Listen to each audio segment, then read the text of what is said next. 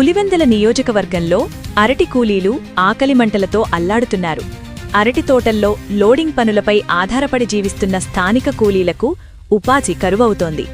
గుజరాత్, మధ్యప్రదేశ్, పశ్చిమ బెంగాల్ సహా ఇతర రాష్ట్రాల నుంచి వచ్చిన సుమారు 2000 మంది హిందీ హమాలీలు అరటికాయల లోడింగ్ పనులు చేపట్టడంతో తాము తీవ్ర ఇబ్బందులు ఎదుర్కొంటున్నామని వారు ఆవేదన వ్యక్తం చేశారు.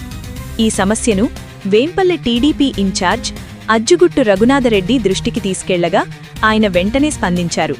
హిందీ కూలీల మేనేజర్తో చర్చలు జరిపి స్థానిక కూలీలకే మొదటి ప్రాధాన్యత ఇవ్వాలని స్పష్టమైన ఆదేశాలు జారీ చేశారు. అలాగే కూలీలు ఐక్యంగా ఉండి బలమైన సంఘాన్ని ఏర్పాటు చేసుకోవాలని సూచించారు. రఘునాథరెడ్డి చొరవతో తమ ఉపాధికి భరోసా లభించిందని అరటి కూలీలు ఆయనకు కృతజ్ఞతలు తెలిపారు. పేదలు, కార్మికుల సంక్షేమానికి ఎప్పుడూ అండగా ఉంటామని ఈ సందర్భంగా రఘునాథరెడ్డి స్పష్టం చేశారు.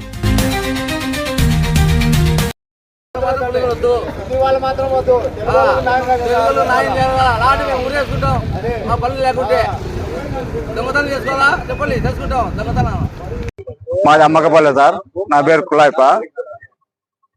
మేము డైలీ అరటికాయలకు పోయేవాళ్ళము. పోయిన సంవత్సరం కూడా బాగానే పోయినాము. ఈ సంవత్సరంలో దాదాపు ఒక 2000 మందిని హిందీ వాళ్ళని దించారు. వాళ్ళని దించితే మా పరిస్థితి ఏంది సార్? అసలుకి మాకు పనులు ఉండద్దా? చాలా చుట్టుపక్కల నుండి గ్రామాల నుండి వస్తుంటారు అరటికాయలు నమ్ముకొని. వాళ్ళకి న్యాయం జరగద్దా? రావడం పోవడం వారం అయితే అంది. ఇప్పుడు ఎవరికి పనులు లేవు, రావడం ఇంటికి పోవడమే. ఇంటికాడ వాళ్ళకి ఏం చెప్పుకోవాలా సమాధానం? వాళ్ళేమో వ్యాపారస్తులేమో 2000 మందిని 3000 మందిని దిబ్బుకుంటే మన తెలుగు వాళ్ళ పరిస్థితి ఏంది? వాళ్ళని బతకదని చెప్పాలా? వాళ్ళని 4 పిలుచుకొని మమ్మల్ని 8 మందిని పిలుచుకోండి, అటుకి సరిపోద్ది. వాళ్ళే కావాలంటే మేము తెలుగు వాళ్ళ మేము పోకుండా సార్ ఇడా పోతుంటా అరటికాయలు పేసేకి. సీజన్ లో 7000 6000 ఇచ్చారు. నా నుంచి ఇయ్యరు, 15,000 ఇస్తారు కటింగ్ పోతే. నేను లేదు పిలుచుకొని పోతుంటా 10 మందిని.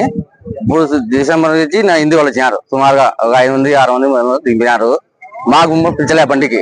వాళ్ళు రావచ్చు, ఢిల్లీ వాళ్ళు చీపులకు కూలోళ్ళు కట్టలు రావచ్చు. మిగతా వాళ్ళ పరిస్థితి ఏమి? మేము నాకు కూడు కట్ట, బాడీ కట్ట, పిల్లలు ఎట్లా చదివించుకోవాలా?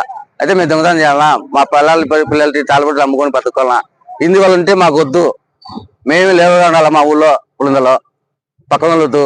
హిందీ వాళ్ళే మాత్రం వద్దు. వాళ్ళకు వ్యాపారస్తులు మొత్తం అంటారు. వాళ్ళ పైలు చెప్పకూడదు, బాగుండదు. వ్యాపారస్తులు వాళ్ళ పేరు చెప్తే మా మీదకి వస్తారు. వాళ్ళు తెలుగులే. ఒక ఊరికి ఒకరు ఉన్నారు వ్యాపారస్తులు. వాళ్ళందరూ పిల్లలు ఎంపుకున్నారు. ఒక 6 మంది 7 15 మంది దానా. మాకు కూడుకు లేదు, ఏం లేదు. 30 రోజుల నుంచి మేము పనికి ఇంటికి పోతున్నాం. మాకు తెలుగులో పని లేదు. ఈ సాతో చెప్పుకుని వచ్చినాం. నిన్న సాయంత్రం అరటి కూలీలు నన్ను కలవడం జరిగింది. అయ్యా, ఈ లోకల్ కూలోళ్ళం కాకుండా హిందీ వాళ్ళని పిలుచుకొచ్చి మా కడుపు కొడుతున్నారని నన్ను అడగడం, దాని మీద నేను స్పందించడం జరిగింది. తర్వాత ఈరోజు ఉదయం పోయి లారీలను ఆపినారు. ఆపిన తర్వాత ఆ కూలోళ్ళు, తర్వాత ఆ హిందీ వాళ్ళు, ఆ మేనేజర్లు కూడా నా దగ్గరికి రావడం జరిగింది. మీరు పని చేసుకోండి, లోకల్గా మా వాళ్ళకి ఇవ్వకపోతే ఇబ్బంది కదా.